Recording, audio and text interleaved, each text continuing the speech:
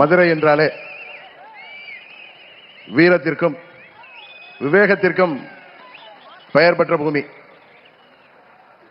மதுரை என்றாலே நமக்கு பாண்டிய மன்னர்களும் தமிழ் சங்கங்களும் தான் நினைவிலே வரும். எப்பேற்பட்ட மதுரை மாநகரிலே இன்றைக்கு நம்மோடு மாண்புமிகு பிரதமர் அவர்கள் சித்திரை திருவிழா போன்ற இந்த மாபெரும் மக்கள் கூட்டத்திலே கலந்து கொண்டிருக்கின்றார்கள். மதுரை என்றாலே புரட்சி தலைவர் எம்ஜிஆர் அவர்கள் நடித்த மதுரையை மீட்ட சுந்தரபாண்டியன் ஞாபகத்திற்கு வரும். மதுரையை மீட்ட சுந்தரபாண்டியன் அவர்கள் அடிமைப்பட்டு கிடந்த மதுரை பாண்டிய நாட்டை மீட்டெடுத்து கிட்டத்தட்ட 1200 ஆண்டுகளுக்கு முன்பு ஆட்சியை நிறுவினார். புரட்சி தலைவர் அவர்கள் நடித்த படம் என்பதால் அது பட்டி தொட்டியெல்லாம் மதுரை மீட்ட சுந்தரபாண்டியனை எல்லோருக்கும் தெரியும். ஆனால் அதற்கு முன்னாலே கிட்டத்தட்ட 1500 ஆண்டுகளுக்கு முன்பு வாழ்ந்த ஒரு மாமன்னனை பலருக்கு தெரியாது. அன்றைக்கு தமிழ்நாட்டிலே ஆட்சி செய்த களப்பிரர்கள் ஆட்சியில கிட்டத்தட்ட 300 ஆண்டுகள் சேர சோழ பாண்டியர்கள் ஆட்சி வீழ்ந்து களப்பிரர்கள் எங்கிருந்தோ வந்தவர்கள், அவர்களை வரலாற்று நிபுணர்கள் பழங்குடியினர் என்கிறார்கள், கர்நாடகாவிலிருந்து வந்தவர்கள் என்கிறார்கள்.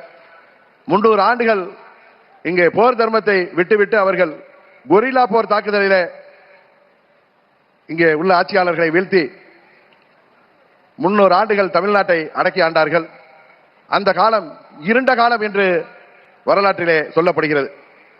அந்த இருண்ட காலத்தை, அந்த களப்பிரர்களை முறியடித்து மதுரை தேசத்தை மீட்டெடுத்த ஒரு மாபெரும் வீரர் கடுங்கோன் பாண்டியன். அந்த கடுங்கோன் பாண்டியனாக நமது பாரத பிரதமர் அவர்கள் இங்கே நம்மோடு அமர்ந்திருக்கின்றார். அன்றைக்கு கடுங்கோன் பாண்டியன் அவர்களுக்கு பல்வேறு தளபதிகளும் போர் வீரர்களும் அவரோடு சேர்ந்து போரிட்டு மதுரை மீட்டார்கள்.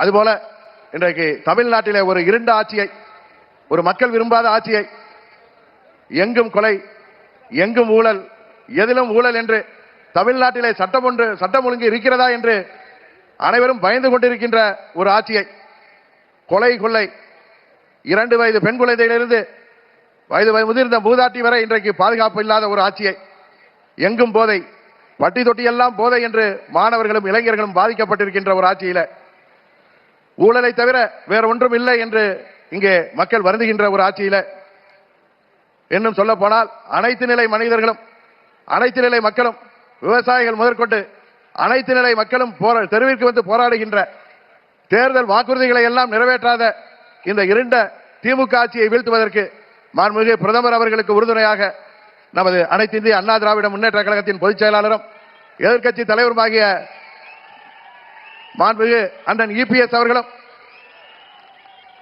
பாட்டாளி மக்கள் கட்சியின் தலைவரும் முன்னாள் மத்திய அமைச்சருமாகிய திரு அன்புமணி ராமதாஸ் அவர்களும், தமிழ் மாநில காங்கிரஸ் கட்சியின் தலைவர் அன்பு சகோதரர் ஜி.கே. வாசன் போன்றவர்களும் இங்கே அவருக்கு கரம் கோர்த்து இந்த மக்கள் விரோத திமுக ஆட்சியை வீழ்த்துவதற்காக 1500 ஆண்டுகளுக்கு முன்பு மீண்டும் இங்கே சரித்திரம் திரும்பி இருக்கிறது என்பதை இந்த நேரத்திலே நிறைவு கூற கடமைப்பட்டிருக்கின்றேன்.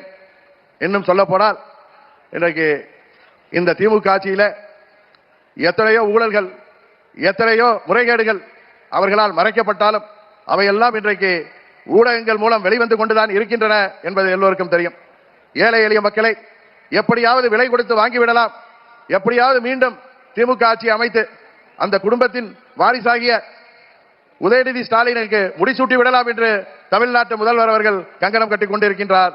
ஆனால் இந்த களப்பிரர் ஆட்சி போன்ற தமிழகத்தின் இருண்ட ஆட்சியாக விளங்குகின்ற திமுக ஆட்சியை உறுதியாக தேசிய ஜனநாயக கூட்டணி வெற்றி பெறும், அந்த திமுக ஆட்சியை முடிவுக்கு கொண்டு வருவோம் என்று சொல்லி நாம் அனைவரும் ஒற்றுமையுடன் வருகின்ற தேர்தலிலே 234 தொகுதிகளிலும் நமது கூட்டணி வேட்பாளர்கள் வெற்றி பெற உழைத்திட வேண்டுமாய் பணிவன்போடு கேட்டு விடைபெறுகிறேன். நன்றி, வணக்கம்.